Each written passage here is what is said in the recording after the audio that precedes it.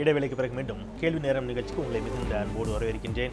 இரண்டாவது அமர்வில் நாம் சேது கால்வாய் திட்டத்தை குறித்து பேசிக் கொண்டிருக்கின்றோம். இப்போ அந்த மத நம்பிக்கைகள் சார்ந்துதான் அப்படிங்கிறத நீங்கள் அழுத்தமாக நாகரிகமாக வைத்திருந்தீர்கள். அது தொடர்பான கேள்வி நம்ம இளகணேசனிடம் கேட்கலாம்.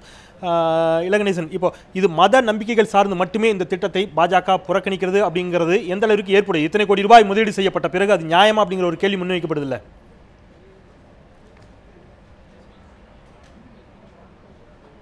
இது மத நம்பிக்கை அல்ல, இது வெறும் மத நம்பிக்கை அல்ல. ராமன் என்பவன் வாழ்ந்தவன்.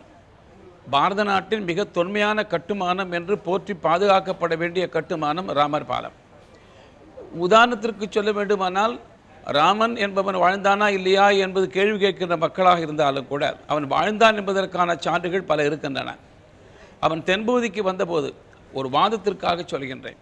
விந்தியத்துக்கு தெற்கே இருப்பவரெல்லாம் திராவிடர்கள் என்கின்ற கருத்தை சொல்பவர்களுக்காக நான் இந்த கருத்தை சொல்கின்றேன். அது உண்மை என்பதை அவர்கள் சொன்னபடி ஏற்றுக்கொண்டாலும் கூட விந்தியத்துக்கு வடக்கே இருக்கிற ராமனும் லக்ஷ்மணும் சீதை மாத்திரம்தான் தெற்கே வந்தார்கள். அதில் சீதை காணாமல் போனார். ராமன் லக்ஷ்மண் 2 பேர் மாத்திரம்தான் விந்தியத்துக்கு வடக்கே இருந்து வந்தவர்கள். அவர்களுக்கு ராமேஸ்வரம் பகுதியிலே பாலம் கட்டுவதற்கு துணை புரிந்த அத்தனை பேரும் உள்ளூர் மக்கள். அவர்கள் கணக்குப்படி திராவிடர்கள். ஆக திராவிடர்களுடைய முதல் கட்டுமான பணி என்றாவது அந்த பாலத்தை பாதுகாக்க வேண்டாமா?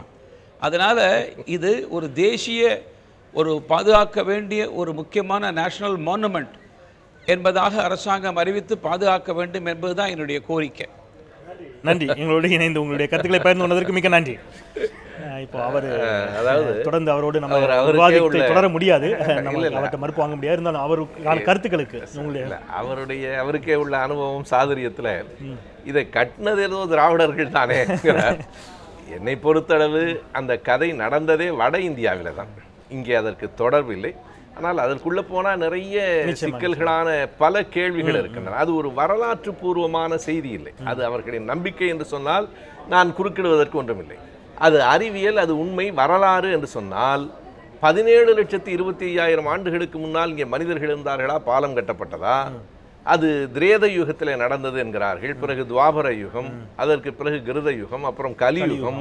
4 யுகங்களையும் சேர்த்தே 43,20,000 ஆண்டுகள். என்னை விட அண்ணனுக்கு அந்த கணக்குகள்லாம் அவருக்கு தெளிவாக தெரியும். ஆனால் வால்மீகி ராமாயணம் என்ன சொல்லுகிறது? ராவணன் 50 லட்சம் ஆண்டுகள் ஆண்டான்னு சொல்லுது. அப்போ இப்போவும் ராவணன் ஆட்சி தான் நடந்துகிட்டு இருக்கணும். எனவே இந்த கணக்குகள் எல்லாம் வரலாறு இல்லை, இவை அறிவியல் இல்லை. அது வெறும் நம்பிக்கை என்பது வேறு, புராணம் என்பது வேறு. புராணம் வேறு, வரலாறு வேறு. எனவே இவை புராணத்தில் இருக்கிற குறிப்புகள். அதுவும் வடநாட்டில் சொல்லப்பட்ட புராண கதை இங்கே இல்லை என்பதுதான் எங்கள் கருத்து. அது எப்படியோ போகட்டும் என்றுதான் நான் சொல்லுகிறேன். அவர்கள் நம்புகிறபடி நம்பட்டும். நமக்கு வேண்டியதெல்லாம் சேது கால்வாய் திட்டம். அதனால் ஏறத்தாழ 254 400 கடல் மைல்கள் பயணத்திலே குறைகின்றன. எரிபொருள் குறைகிறது, பயண நேரம் குறைகிறது, பொருளாதார வளம் பெருகுகிறது. எனவே ஏறத்தாழ 30,000 டன் சரக்குகளை ஏற்றி கொண்டு கப்பல்கள் 30 அடி அகலம் இருக்கிற அந்த கால்வாயின் வழியாக போக முடியும். தூத்துக்குடி என்பது ஒரு மிகப்பெரிய துறைமுகமாகும். எல்லாவற்றையும் விட நான் மிக அழுத்தமாக சொல்ல விரும்புவது, இந்த சேது கால்வாய் திட்டம் வருவதால் நட்டமடைய போவது ஸ்ரீலங்கா அரசு மட்டும்தான். ஏனென்றால் இந்த டிரான்ஸ்ஷிப்மெண்ட் என்கிற, நாம் கொழும்புல தான் கொண்டு போய் சரக்குகளை இறக்குகிறோம், கொழும்பிலிருந்து கொண்டு வருகிறோம்.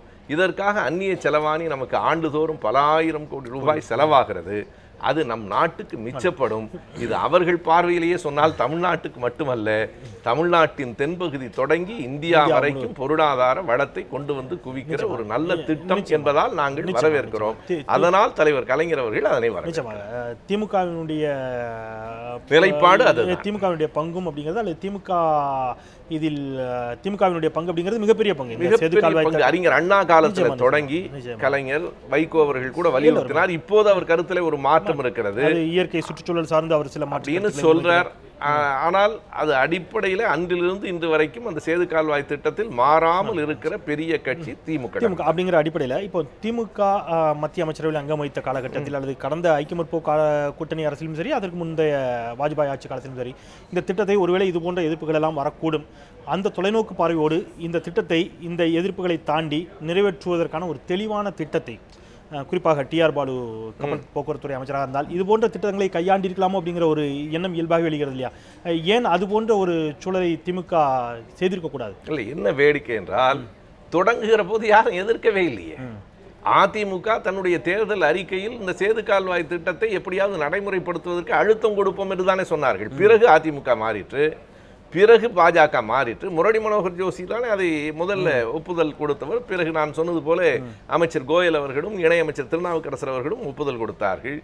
அவர்களே ஒப்புதல் கொடுத்த திட்டத்திற்கு பிறகு அவர்களே மறுப்பு சொல்வார்கள் என்பதை எப்படி நாம் தொலைநோக்கு பார்வையில் பார்க்க முடியும்? திமுகவை பொறுத்தளவு அந்த நிலைப்பாடு அன்றைக்கும் இன்றைக்கும் ஒரே மாதிரியானதாக இருக்கிறது, சரியானதாக இருக்கிறது என்பது என் கருத்து. ஆனால் ராமர் பாலத்தை பொறுத்தவரை ராமர் பாலம் விவகாரம் பிரச்சனை அப்படிங்கிறது எதிர்ப்பு பின்னால் வந்தாலும் கூட அந்த ராமர் பால பிரச்சனை அப்படிங்கிறது தொடக்கத்திலிருந்து இருக்கக்கூடிய ஒரு விஷயம் தான். இங்கே மற்ற ஹிந்து அமைப்புகள் RSS-ஆக இருக்கலாம், மற்ற அமைப்புகளாக இருக்கலாம், தொடர்ந்து அதை வலியுறுத்தி கொண்டு தானே இருக்கிறார்கள். ஆமாம், என்னை பொறுத்தளவு இது ஸ்ரீலங்கா அரசினுடைய பின்னணி இருக்கிறது என்று கருதுகிறேன். ஏன்னா அவங்களுக்கு அதில் பொருளாதார நட்டம் இருக்கிறது. இதில் இவர்கள் RSS போன்ற அமைப்புகள் இதை எதிர்ப்பதை சுப்பிரமணிய சாமி ஒரு முறை நீதிமன்றத்தில் போய் சொன்னார். அங்கே மக்கள் தினமும் அதை வணங்கி கொண்டிருக்கிறார்கள். யார் வணங்குகிறார்கள், இவர் எப்போ போனார்னு யாருக்கும் தெரியல. அவை உண்மையான சல்ல. நான் ராமாயணத்தை இயல்பாக தமிழ் படித்தவன் என்கிற முறையில் சொல்கிறேன்.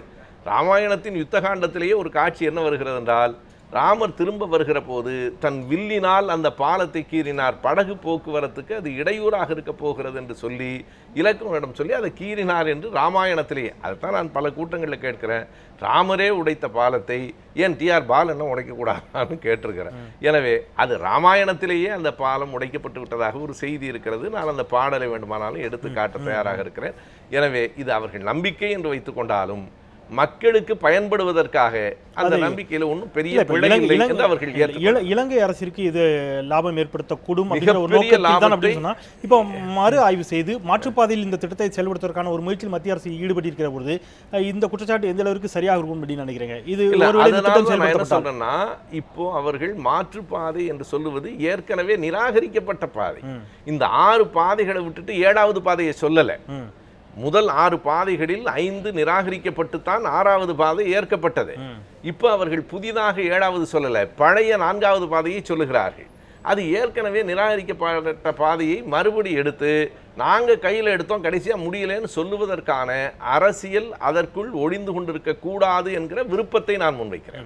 இல்லை, நிறைவான கருத்தாக இவர்கள் தேர்ந்தெடுத்த பாதையில் குறிப்பாக கடந்த ஐக்கிய முற்போக்கு கூட்டணி அரசு இப்பொழுது பணி நடைபெற்று பாதையில் இருக்கக்கூடிய அந்த பாதையின் வழியாக செல்ல வேண்டும் என்று சொன்னால் ஒரு பைலட் கப்பல் வழிகாட்டுவதற்காக முன்னால் செல்ல வேண்டும். சிறிய ரக கப்பல்கள் மட்டுமே முன்னால் செல்ல அந்த பாதையில் பயணிக்க முடியும். இது போன்ற கப்பல்கள் ஏராளமாக TR பாலுவுக்கு சொந்தமாக இருக்கிறது. அதனால் தான் அவர் இந்த திட்டத்தை செயல்படுத்துகிறார். அவருடைய கப்பல் போக்குவரத்து நிறுவனத்தை லாபப்படுத்திக் கொள்வதற்காக இந்த செயல்களில் இறங்கியிருக்கிறார். அந்த மாதிரியான தொடர்ச்சியான குற்றச்சாட்டுகள் வருகிறது. இதில் மற்ற விஷயங்களை விட்டு விடலாம். இந்த சிறிய ரக கப்பல்கள் மட்டுமே பயணிக்க முடியும். பொருளாதார ரீதியாக இந்த திட்டம் இழப்பை தான் சந்திக்கும் அப்படிங்கிற வாதத்தை நீங்கள் முற்றிலும் மறுக்க முடியுமா? நிறைவாக ஒரே ஒரு செய்தி தான். இதில் நான் ஒன்றை முதல்ல கடுமையாக மறுத்துறேன். இதில் தனி மனித தாக்குதல் என்பது அநாகரிகமானது. இதில் TR பாலன் அவர் சொந்த விஷயத்துக்கு செய்கிறதையா பாரதிய ஜனதா கட்சி அரசு ஏற்றுக்கொள்ளும், அதே ஐக்கிய முன்னணி அரசு ஏற்கும். எனவே ஒரு தனி மனிதர் மீது குற்றச்சாட்டு என்பது இது குற்றச்சாட்டிலே அவதூறு. அதை நான் முதல்ல மறுக்கிறேன். இரண்டாவது, இதில் முதல்ல அந்த பைலட் ஒரு கப்பல் போகணும், இது மாதிரி வருகிற செய்திகள் பொருளாதார இழப்பு இருக்கிறது, இதனுடைய எரிபொருள் என்பது கூடுதல் செலவு என்றெல்லாம் சொல்லப்படுவதை ஆராய்ந்து பார்த்து அதன் மூலமாக இருக்கிற பொருளாதார சிக்கல்களை விலக்கி பொருளாதார நன்மையை கொண்டு வர வேண்டியது ஒரு அரசினுடைய பணி. இதனால் பெரிய நன்மைகள் இருக்கின்றன. எந்த ஒரு திட்டத்திலும் சின்ன சின்ன குறைபாடுகள் இருந்தே தீரும். குறைபாடு இல்லாத திட்டத்தை உலகத்தில் யாரும் இதுவரையில் கண்டுபிடிக்க முடியாது. எனவே அந்த சின்ன குறைகளை நீக்கி பெரிய நன்மையை நாட்டுக்கு கொண்டு வர வேண்டும். தமிழகம் முழுவதும் கடலூர், நாகையிலெல்லாம் சின்ன சின்ன துறைமுகங்கள் வரும். தென் மாவட்டங்களில் நம் மக்களுக்கு ஏராளமான வேலை வாய்ப்புகள் வரும். பொருளாதாரம் பெருகும். தூத்துக்குடி என்பது இன்னொரு சிங்கப்பூர் துறைமுகம் போல ஆகும். எனவே நாட்டு மக்களுக்கு நன்மை தருகிற இந்த திட்டத்தை கொண்டு வருவதற்கான வழிகளை ஆராய வேண்டும். நன்றி. அந்த வகையில் ஏதோ ஒரு வகையில் இந்த திட்டம் நிறைவேற்றப்பட்டால் அது வரவேற்கக்கூடிய ஒன்றுதான் அப்படிங்கிறத நீங்கள் ரொம்ப அழுத்தமாக பதிவு செய்திருக்கிறீர்கள். உங்கள் தொடர்ச்சியான பணிகளுக்கு மத்தியில், எழுத்து பணிகளுக்கு மத்தியில் எங்களோடு இணைந்து உங்கள் கருத்துக்களை பகிர்ந்து கொண்டதற்காக மிக நன்றி. நன்றி. அதே தருணத்தில் நாம் இல கணேசன் அவர்கள், பாஜகவினுடைய மூத்த தலைவர் இல கணேசன் அவர்களுக்கும் எங்களுடைய நன்றியை தெரிவித்துக் கொள்கிறோம். இன்றைய கேள்வி நேரத்தை நாம் இந்த அளவிலே நிறைவு செய்யலாம். மறந்து கொண்டே இருப்பது மக்களின் இயல்பு, அதை நினைவுபடுத்திக் கொண்டே இருப்பது எனது கடமை. அந்த வகையிலே மீண்டும் மற்றும் சில மக்கள் சமூகம் சார்ந்த பிரச்சனைகளோடு கேள்வி நேரத்தில் உங்களை சந்திக்கின்றேன்.